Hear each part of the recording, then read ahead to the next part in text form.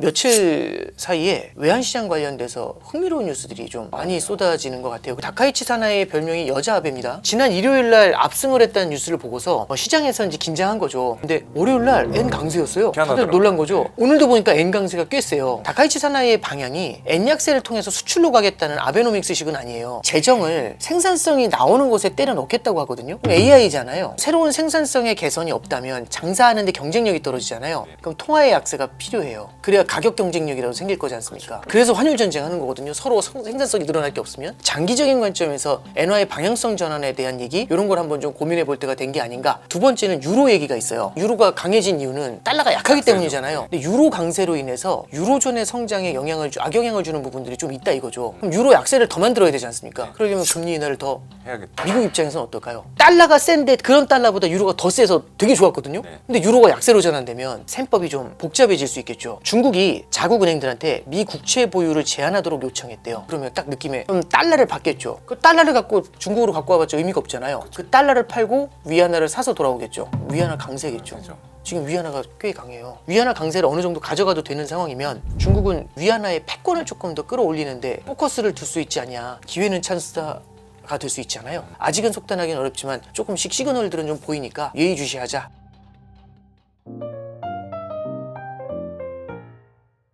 그 요즘에 매크로 쪽에서 가장 좀 관심이 다시 늘어나고 있는 게 외환 시장인 것 같아요. 네네. 환율도 달러원 환율이나 달러엔 환율도 그렇고 전체적으로 지금 외환 시장에 대한 좀 분위기 간단히 정리 좀 가능하실까요? 네, 이제 뭐 간단하게만 외환 시장 말씀드리면 이제 말씀하신 게 팩트예요. 뭐냐면 지난 1월 초 정도만 해도 환율이 그렇게 핫한 이슈였는데 지금 환율 관심이 많이 사라진 거. 그러니까 느낌에는 별로 안 물어보세요. 관심 없으시고요.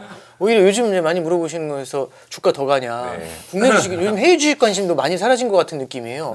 거의 이제 질문이 다 국내 주식으로 많이 쏠리는데 이제 그런 사이에도 외환 시장에서도 사실 물밑에서 꽤 많은 변화가 있어 왔습니다.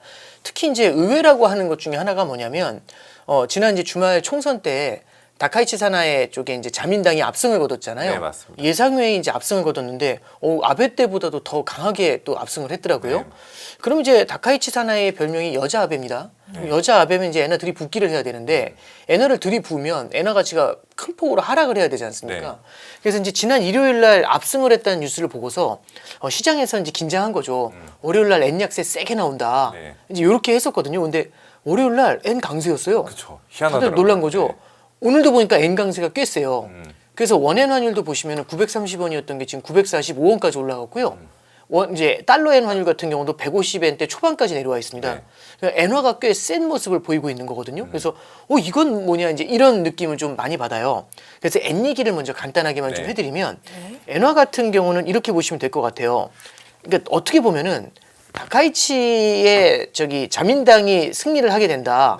그럼 시장이 어떻게 움직일지를 사실은 대부분의 사람들이 다 느끼는 거잖아요. 투자자들이 한 방향을 바라본 거죠. N 약세다. 이렇게 바라보죠. 오늘 더 모으니까. 예, 그렇죠. 근데 이게 그런 게 있어요. 모두가 한쪽을 바라볼 때는요. 의외로 그 효과가 크지 않을 때가 있어요. 예를 들어서 브렉시트 같은 거 있거든요. 이 날짜가 정해져서 들어오는 투표 있잖아요. 이렇게 시장이 흔들릴 때는 브렉시트 때도 그게 16년도 6월 24일이었어요. 예상 외에 브렉시트 통과가 됐는데 그날 주가하고 환율이 급등하면서 주가가 하락했다가 많이 감아 올리고 끝났어요. 왜냐하면 브렉시트가 딱 문제가 생길 것 같으니까 거기다가 전 세계 6개 선진국 중앙은행들이 수합 라인 쫙 깔아놓고서 유동성 부족하면 얼마든지 퍼붓겠다 이렇게 얘기를 했던 거거든요. 그러니까 대비를 할 수 있는 거죠.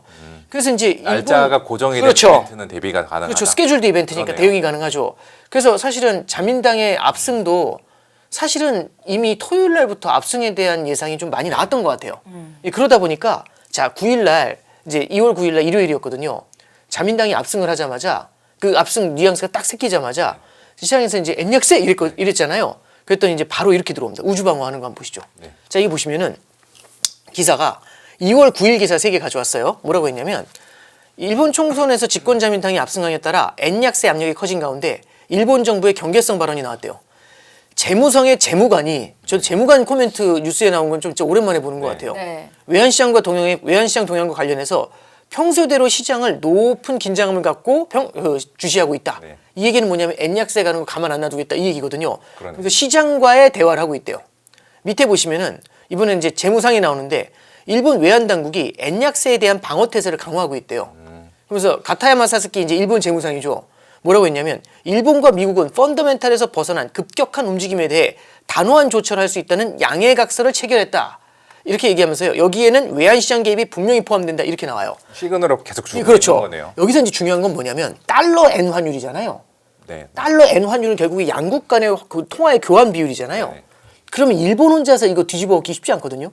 근데 같이 움직이면 뒤집어 엎을 수 있죠. 미국이 그렇게 예, 그렇죠. 움직여주면요. 그러니까 보통 일본이 환율 방어하다가 코너에 몰리잖아요. 네. 그럼 큰형님을 불러와요.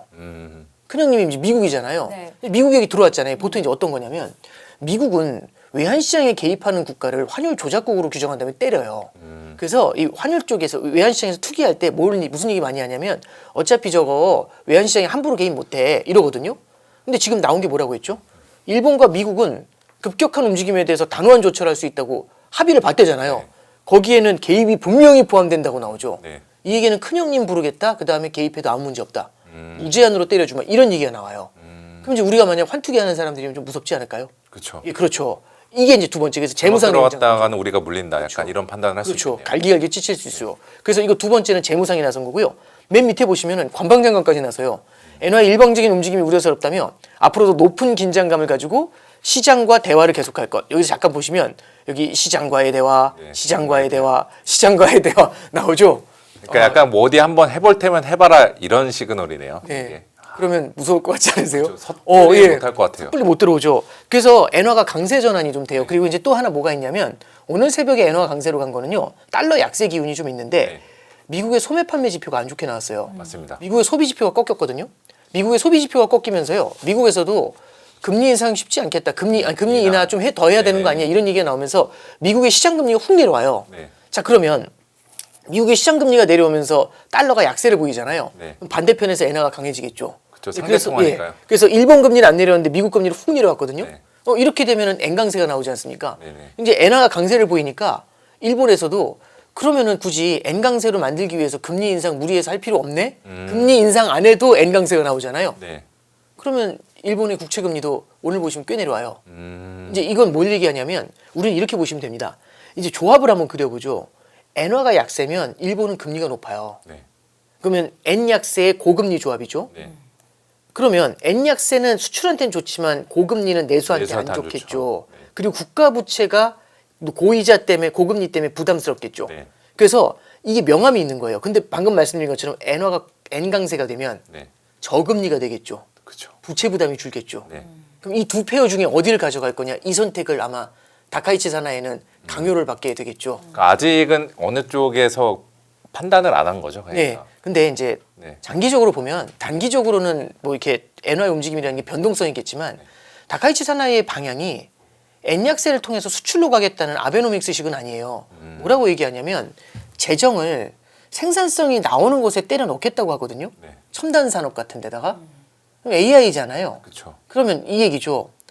국영제가 사실상 새로운 생산성의 개선이 없다면 장사하는데 경쟁력이 떨어지잖아요. 네네. 그럼 통화의 약세가 필요해요.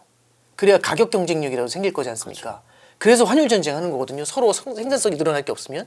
근데 만약에 저 최 아나운서님께서 압도적인 생산성, 다들 막 이게 샤프 하나 생산하는데 다 1,000원씩 드는데 혼자 100원에 생산하세요. 그럼 압도적인 생산성을 갖고 있으면 굳이 환율 안 봐도 될 것 같지 않으세요? 수출 가격 경쟁력 생각 안 해도 되겠죠. 네. 예. 그래서 이제 기존하고는 조금 다른 방향성을 좀 보게 되지 않나 이제 그런 생각들을 좀 하고 있습니다. 그래서 장기적인 관점에서 엔화의 방향성 전환에 대한 얘기 이런 걸 한번 좀 고민해 볼 때가 된 게 아닌가. 그게 일단 그래서 엔화에 대한 얘기고요. 두 번째는 유로 얘기가 있어요. 네. 지난주에 유럽 중앙은행 그 회의가 있었거든요. 네. 거기서 나온 얘기 중에 금리는 동결했어요. 네. 근데 이제 뭐가 있냐면 유로존에서 갑자기 라가르드 총재가 무슨 얘기를 하냐면 유럽이 원래 금리 인하가 이제 끝났다 이랬거든요. 네. 근데 이제 하는 얘기가 갑자기 이제 물가는 좀 안정됐어 이 얘기를 하더라고요. 근데 유로 강세로 인해서 유로존의 성장에 악영향을 주는 부분들이 좀 있다 이거죠. 그럼 유로 강세가 나타난 이게 유로가 강해진 이유는 네. 이제 달러가 약하기 약세죠. 때문이잖아요. 네. 그럼 유로 약세를 더 만들어야 되지 않습니까? 네. 그러려면 금리 인하를 더 해야겠죠. 그래서 잠깐 이거 한번 읽어보시죠. 약간 뉘앙스가 이거 한번 볼게요. 라가르드가 2월 6일 날 뭐라고 하냐면 이 중앙은행 유럽 중앙은행 총재예요. 중기적으로 유로존의 인플레이션은 2% 수준에서 안정될 것 예상. 네. 사실 인플레이 안정돼 있어요. 이거는 미국은 인플레가 여전히 불안한데 유럽은 안정됐거든요. 다만 유로 강세가 지속될 경우 물가 상승률이 예상치를 벗어나 크게 낮아질 수 있다. 그럼 물가는 큰 문제가 안 되는데 되려 물가가 낮아진다는 얘기는 디플레이션이죠. 그렇죠.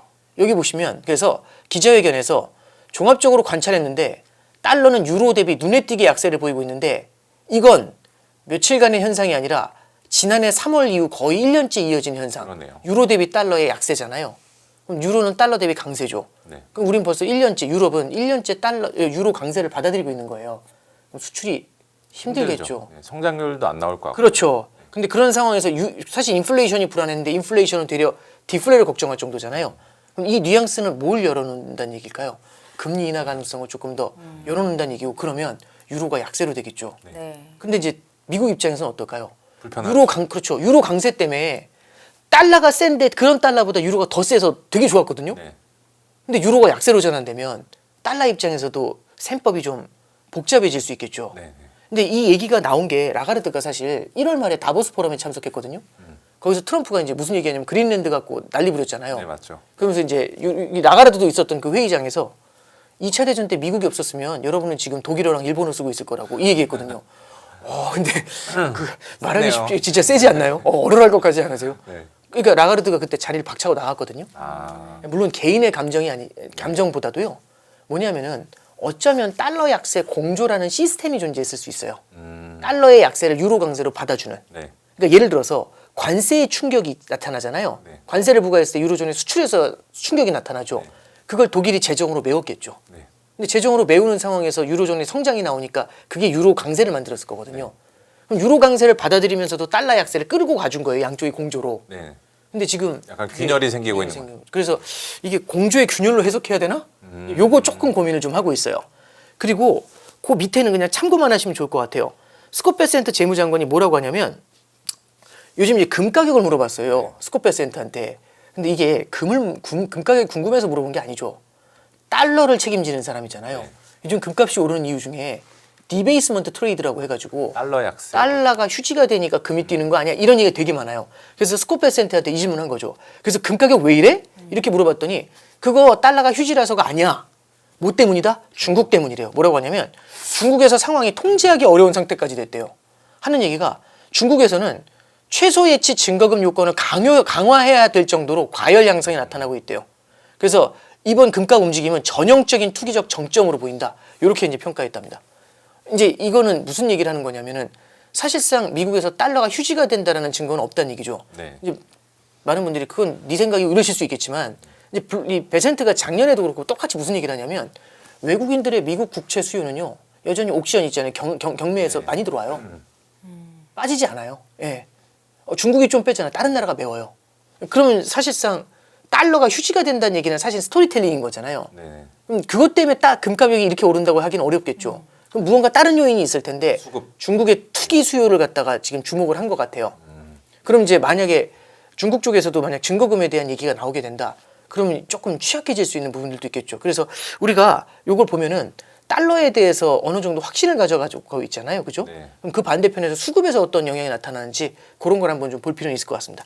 그 다음에 이제 맨 밑에가 뭐가 있냐면 중국이 자국 은행들한테 미 국채 보유를 제한하도록 요청했대요. 네. 제한도 있고 너무 많을 땐 좀 줄이라고 했거든요. 네. 덜 사고. 네.